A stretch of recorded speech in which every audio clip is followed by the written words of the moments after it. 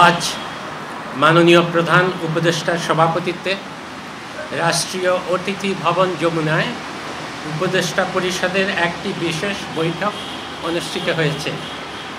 এই সভায় তিনবারের সাবেক প্রধানমন্ত্রী, সাবেক রাষ্ট্রপতির স্ত্রী ও বিএনপির চেয়ারপারসন বেগম খালেদা জিয়ার আশু রোগ মুক্তি কামনা করে দোয়া ও প্রার্থনা করা হয় এবং জাতির কাছে তার জন্য দোয়া ও প্রার্থনার আহ্বান জানানো হয়।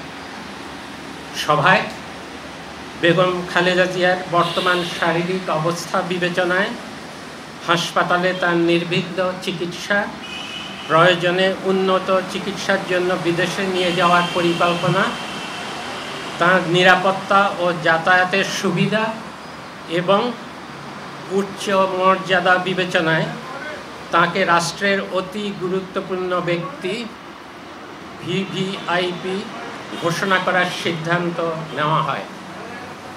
এই সিদ্ধান্ত অবিলম্বে কার্যকরের জন্য সংশ্লিষ্ট সকল সংস্থাকে নির্দেশনা প্রদান করা হয়।